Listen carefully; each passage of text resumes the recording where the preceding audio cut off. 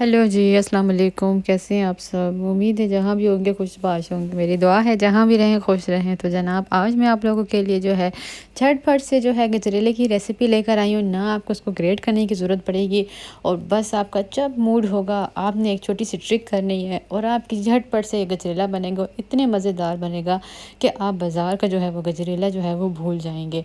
और आपको मैं ये शुरू में ही बता रही हूँ कि देख सकते हैं कि किस तरह मैंने जो है मिनटों में जो है गजरेला बना लिया है। पहले लोग नहीं बनाते थे गजरेला कि वो उसमें तो ग्रेट करना पड़ेगा और बहुत थकावट हो जाएगी और ब्ला ब्ला ब्ला।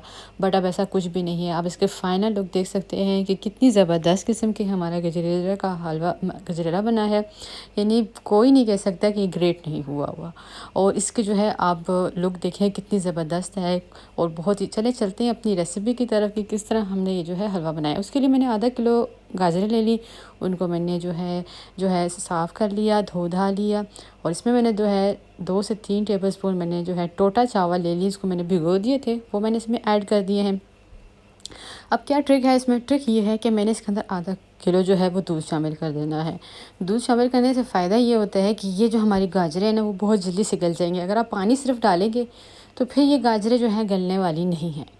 तो इसके लिए बेहतर है कि आप आधा लीटर दूध डाल दें और हाफ़ लीटर आप ना इसके अंदर पानी डाल दें और इसको जो है ना 30 मिनट के लिए आप दरमियानी आंच पे ढक्कन लगा के इसको छोड़ दें।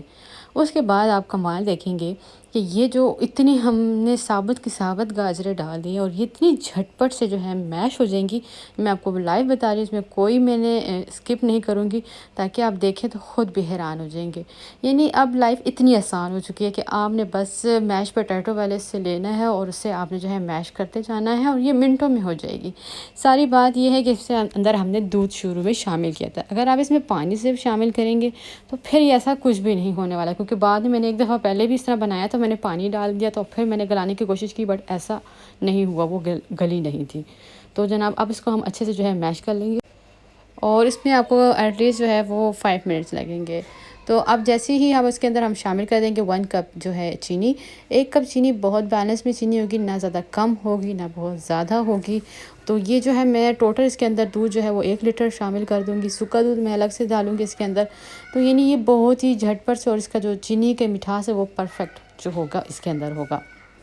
अब मैं जो है चीनी जो है मिक्स कर रही हूँ, वो भी मैं इसी से ही मिक्स कर रही हूँ ताकि ये जो है ना थोड़ी बहुत जिसमें कसर है ना वो भी ख़त्म हो जाए। हम चमचा इस्तेमाल करते हैं, यहाँ पे हमने चमचा नहीं इस्तेमाल करना, हमने इसी को इस्तेमाल करना है। यहाँ पे जो है बाज़ार जैसा जो टेस्ट आता है वो इस वजह से आता है क्योंकि यहाँ पे हम 4 टेबलस्पून जो है मिल्क पाउडर डाल देंगे। तो उससे जो होगा ये बिल्कुल बाज़ार जैसा टेस्ट होगा। आप बाज़ार का भी भूल जाएंगे, आपको इतना ज़्यादा ये पसंद आएगा। तो फुल फैट मिल्क पाउडर हो तो ज़्यादा बेहतर है, तो उसको लिए आप फुल फैट ले लें। अगर नहीं है तो फिर जो घर में अवेलेबल है आप वो ऐड कर सकते हैं। तो मेरे चैनल को लाइक ज़रूर कीजिएगा, सब्सक्राइब कीजिएगा, बेल आइकन को दबाना मत भूलिएगा ताकि मेरी नई आने वाली रेसिपी अब तक पहुंच सके। पसंद आए तो अपनी फ्रेंड्स में फैमिली में ज़रूर शेयर कीजिएगा। मुझे ज़रूर बताइएगा कि आपने मेरी रेसिपी को जब फॉलो किया तो आपका गजरेला कैसा बना। तो जनाब अब जो है अब इसके अंदर दूध जो है बकिया जो दूध है वो हम डाल देंगे हाफ़ लीटर हमने शुरू में डाला था, हाफ़ लीटर हम बाद में डाल देंगे। तो ये डालने के बाद अब इसको हम धीमी आंच पे पकाएंगे, बहुत तेज़ आंच पे नहीं पकाना ताकि चावल दूध और गाजरें जो हैं वो यकजान हो जाए। तो उसके लिए हम इसको दरमियानी आंच पे पकाएंगे।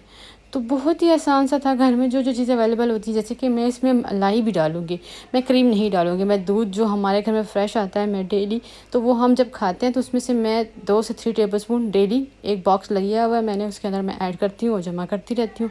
तो ये जब भी मुझे कुछ मीठे के लिए चाहिए होता है मैं बस वो निकालती हूँ और मैं ऐड कर देती हूँ। अब इसके अंदर जो है मैं 1/4 टीस्पून जो है वो मैं इलायची है वो मैंने इसमें शामिल कर दी ताकि इसमें जो है जायका भी इसका ज़्यादा अच्छा आएगा। देख रहे हैं कि इसके ऊपर मलाई कैसे आ गई, क्योंकि मैंने फ़्रेश मिल्क इसमें मैंने डाला था। फ़्रेश मिल्क से जो है जो भी मीठा बनाएंगे वो बहुत ज़्यादा अच्छा बनेगा और डब्बे का बनाएंगे तो उतना अच्छा इसका रिज़ल्ट नहीं आएगा जो फ़्रेश मिल्क से आता है।